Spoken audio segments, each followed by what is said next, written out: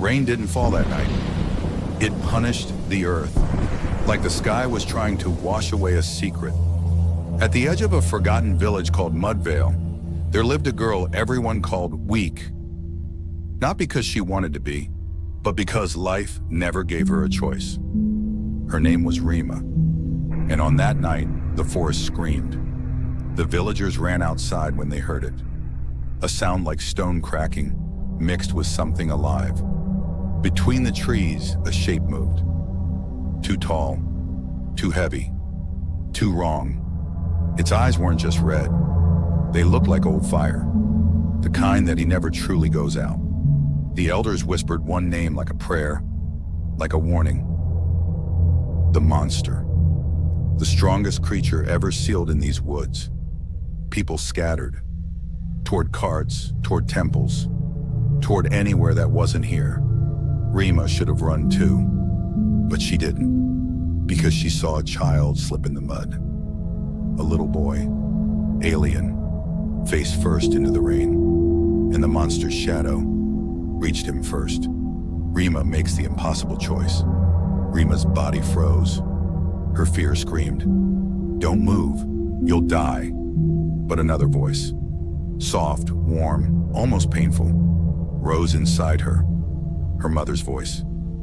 "Being weak isn't a crime, Rima. Leaving someone behind is." Rima ran. Her legs burned. Her lungs begged her to stop. But she grabbed Alian, pulled him behind her, and stood between him and the nightmare. Her voice shook, but she forced the words out.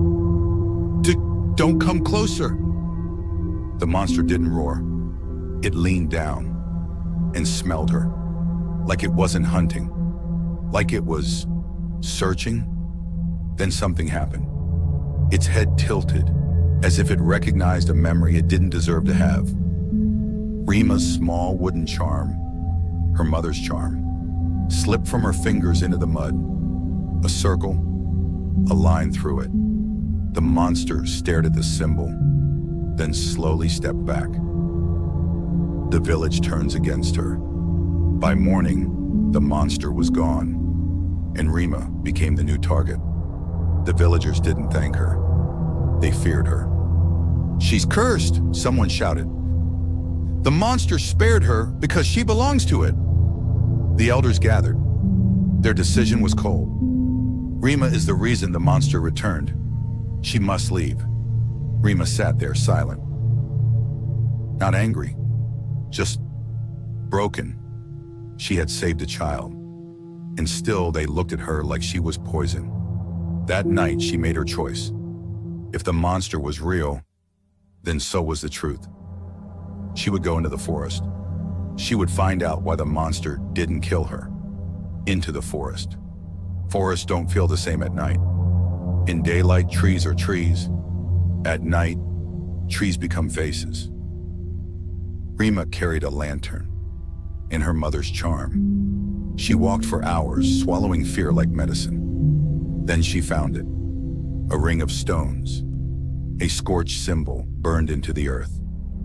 And there, sitting in the center, the monster. But up close, it didn't look like a villain. It looked tired, wounded, like it had been fighting the world for too long. Rima whispered, "Why didn't you kill me?" The monster stared, then slowly pressed its claw into the mud and began drawing.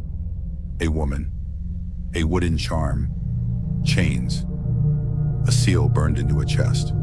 Rima's throat tightened. That's my mother." The monster nodded. The truth. The drawing showed villagers. Fire. Screams. Then the seal. Rima understood. The monster wasn't born. It was made. Chained. Cursed. Branded. And her mother had been there. Rima raised the charm. The symbol on it matched the scar on the monster's chest. She stepped closer. Her hands trembled as she pressed the charm against the scar. The air shivered. Black smoke leaked from the monster like a trapped breath. Its eyes flickered. The red faded, just slightly. For the first time, the monster spoke. Rima? Her heart stopped. How? Do you know my name? The monster lowered its head. Your mother promised. The promise. What promise? Rima whispered. The monster dragged its claw through the earth again. Protect her. Rima's breath collapsed. Her mother's final words suddenly made sense. If you ever hear someone crying in the forest, don't be afraid. Only someone with a heart can cry. She looked at the scars, the chains, the suffering. This wasn't her enemy. This was her mother's last shield. And then she realized the worst truth. The village didn't fear the monster because it was evil. They feared it because it carried their secret. The villagers arrived. Torches appeared between the trees. Shouts, steel, hatred. They had followed her. The monster is here! Kill it! Rima's body shook. Not from fear, from anger. She stepped in front of the monster again. But this time, her voice did not tremble.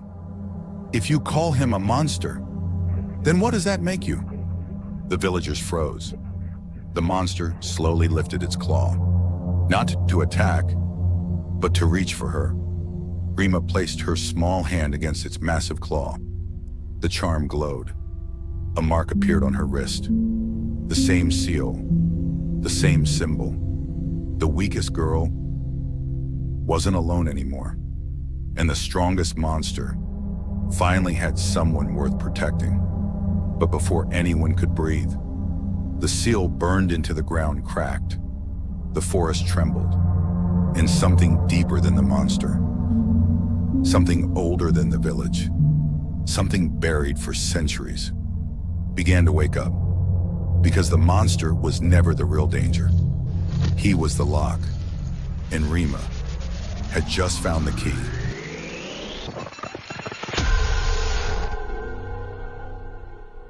To be continued.